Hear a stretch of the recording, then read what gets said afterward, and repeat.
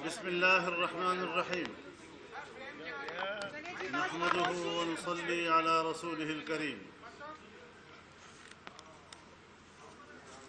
Pakistan democratic movement کا سربراہی اجلاس آج یہاں منعقد ہوا. زوم پر جناب میاں محمد نواز شریف صاحب اور پاکستان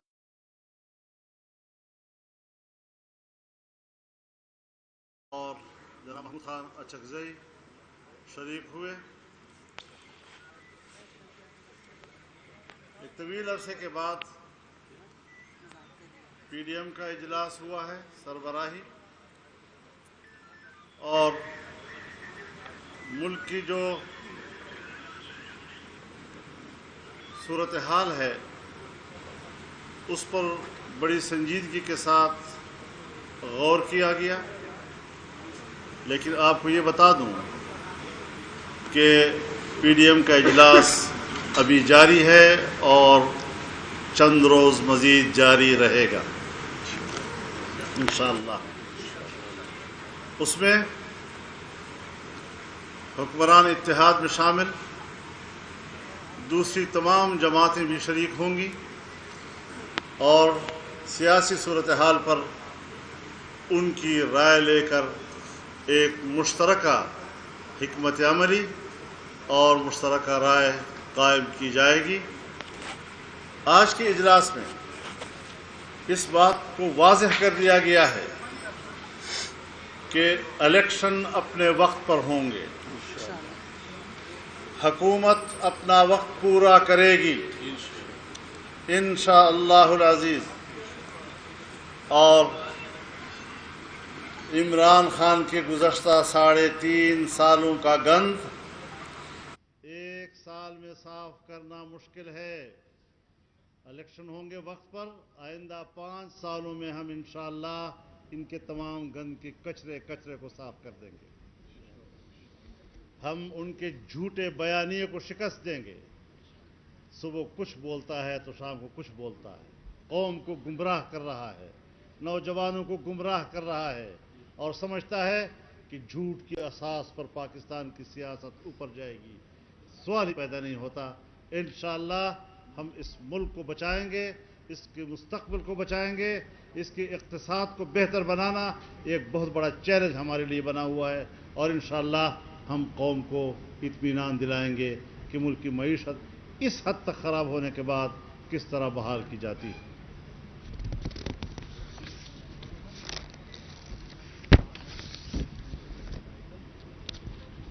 کچھ قراردادیں آج کے اجلاس میں ہوئی ہیں،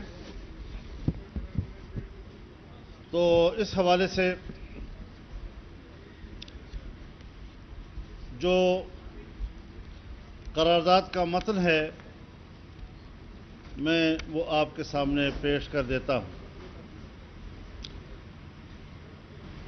پی ڈی ایم کے سربراہی اجلاس میں جمعرات کو یعنی آج کا دن متفقہ طور پر منظور کردہ قرارداد میں وفاقی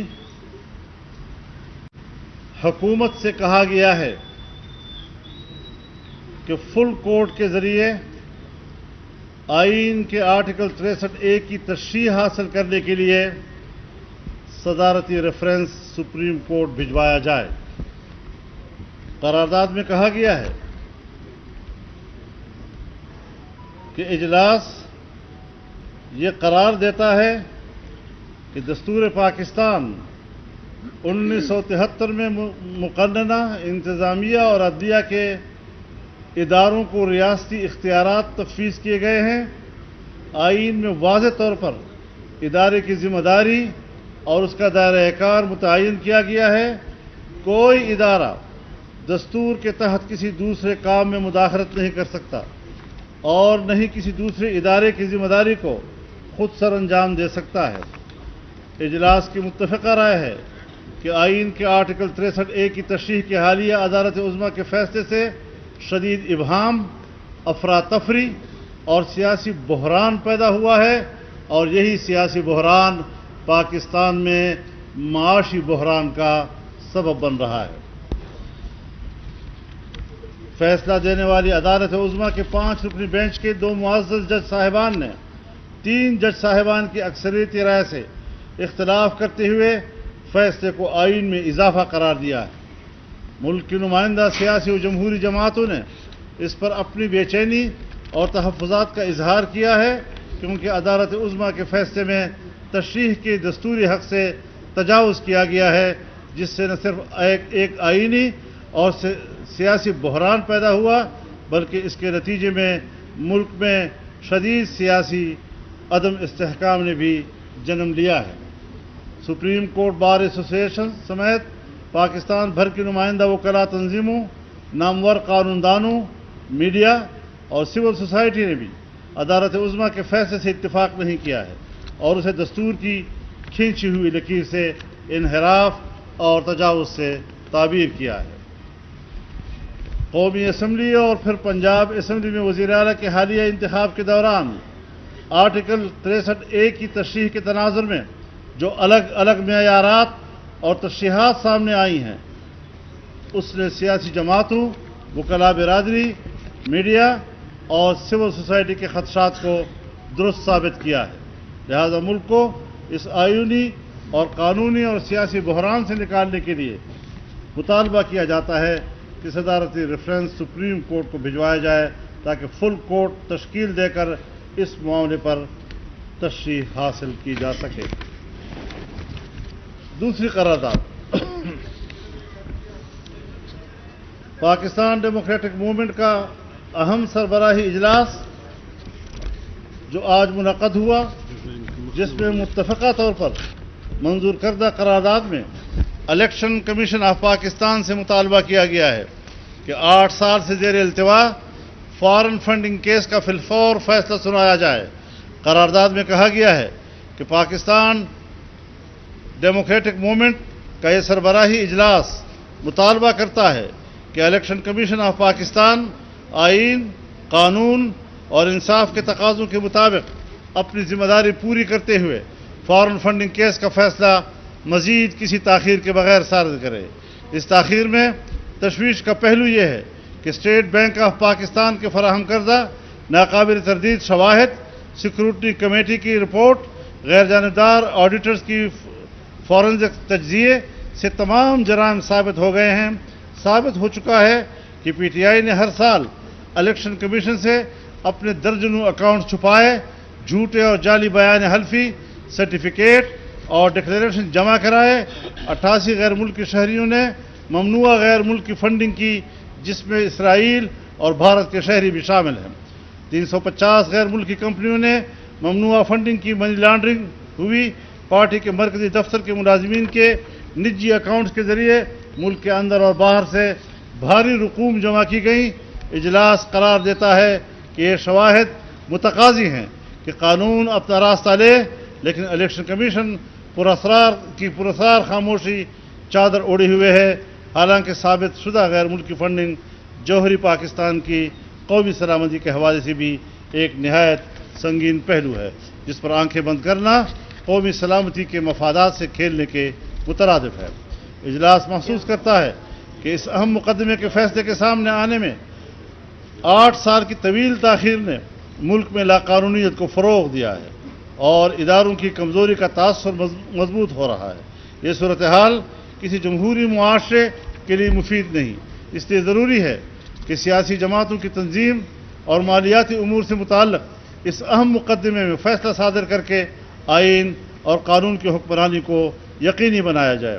اجلاس اس امر پر تشویش کا اظہار کرتا ہے کہ فوراً اور ممنوعی غیر قانونی فنڈنگ کی مرتکب جماعت اور اس کے سربراہ نے ملک کے آئین اور قانون کو مذاق بنا رکھا ہے، اور اس سے یہ تاثر مضبوط ہو رہا ہے کہ ریاستی اداروں کی ڈھیل کے نتیجے میں اس شخص نے خود کو قانون سے بالاتر سمجھ لیا ہے۔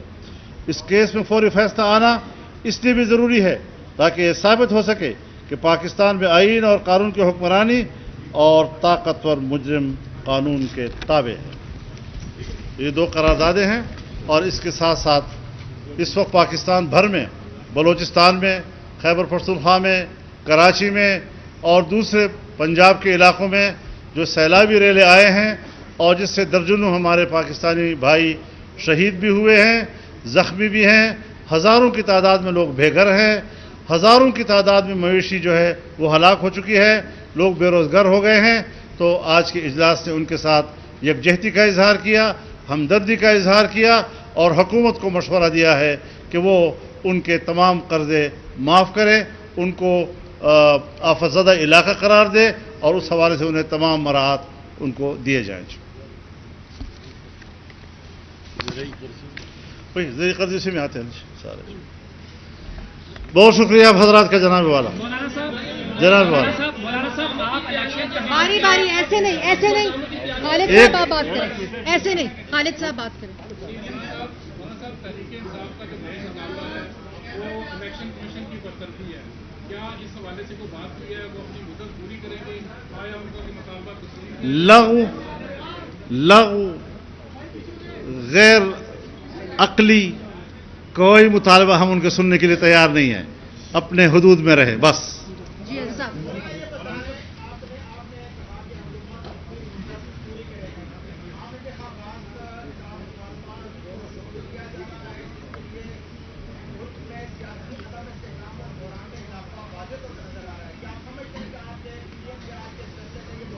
देखिए, मैं गुजारिश करूं आपसे, हम इनके पावर को समझते हैं। सोशल मीडिया, फेक अकाउंट्स पर उनका पूरे प्रोपेगेंडे का दारोमदार है। एक झूठी खबर के पीछे 1000 लाइक्स फेक्स डाल देते हैं और वो समझते हैं कि शायद ये अवाम की आवाज़ है। हम अवाम की आवाज़ को जानते हैं, हम अवाम की आवाज़ में रहते हैं और हम इनके ये जो छोटी मोटी तितलियाँ मितलियाँ आगे पीछे होती हैं, इनकी कोई हैसियत नहीं है। मजबूती से और संजीदगी के साथ, बड़े खुद एतमादी के साथ हम फैसले करेंगे और हम आगे बढ़ेंगे इंशाअल्लाह। एक मिनट में दे रही हूँ जी। उस्मान मौलाना साहब, आप इलेक्शन कमीशन से मुतालबा कर रहे हैं इमरान खान के खिलाफ एक्शन ले। उनके ऐसे बहुत सारे ऐसे जराइम हैं जिसके ऊपर हुकूमत की भी जिम्मेदारी है कि वो भी एक्शन ले। हुकूमत एक्शन क्यों नहीं ले रही है? जिस तरह इस सिलसिले में हुकूमत के अंदर हुकूमती सतह पर कुछ फैसले हुए हैं और वो 1-2 दिन के में सामने आ रहे हैं। वो सारे बड़े बड़े जराइम, ये जुर्म का मगरमच्छ है। इससे बड़ा मुजरिम पाकिस्तान की तारीख में शायद आपको मिलेगा ही नहीं, जो कानून से अपने आप को बालातर समझता है। अब इसके गिरबान में हाथ पड़ेगा और ऐसा आसान नहीं है कि वो इन चीज़ों को हजम करेगा। कभी कहता है जी अमेरिका ने मुझे हटाया है, अमेरिका तो तुम्हें लाया था। और आपके घर का मकान का E7 में किराया 8-9 साल तक देता रहा है और जिसने ये बात कही है वो कहते हैं मैं अदालत में जाने के तैयार हूं उनके साथ। जी हाफिज साहब।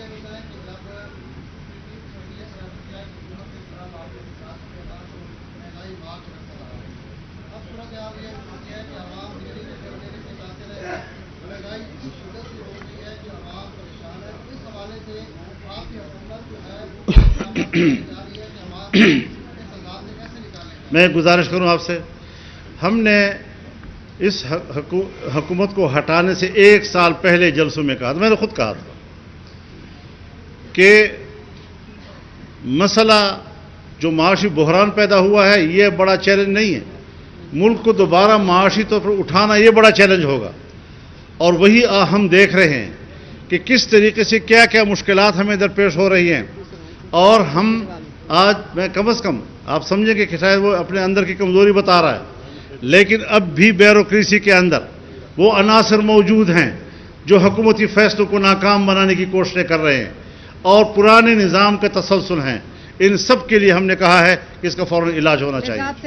मौलाना ये बताएं कि एक तो आपने कहा कि PDM का इजलास जारी रहेगा और उसमें दीगर जमातें भी शरीक होंगी, क्या आप पीपल्स पार्टी को वापस PDM में शामिल कर रहे हैं और दीगर जो इत्तेहादी जमातें हैं हुकूमत की उनको भी शामिल कर रहे हैं? एक तो ये मेरा सवाल है और दूसरा ये बता दें क्या आपकी कोई सिस्टम में मुदाखलत हो रही है, क्योंकि अब तक तो यही मौक़िफ़ रहा है कि सब न्यूट्रल हैं, क्या मुदाखलत?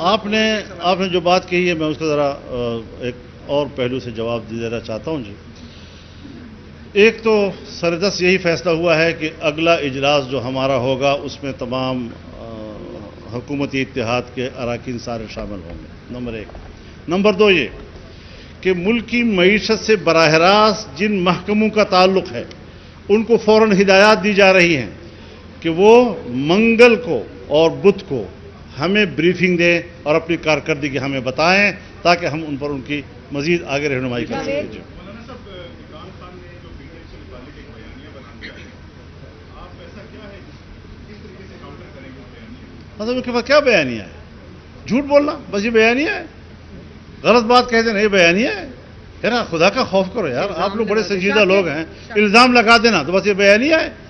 لہذا ان جھوٹے بیانیے اور روزمرہ کے الزام تراشیوں کی سیاست، اس کے بنیاد میں کوئی نظریہ نہیں ہوا کرتا. اور یہ بیساکھی پتہ نہیں کہاں سے کوئی بیساکھی ملتی ہے ان کو.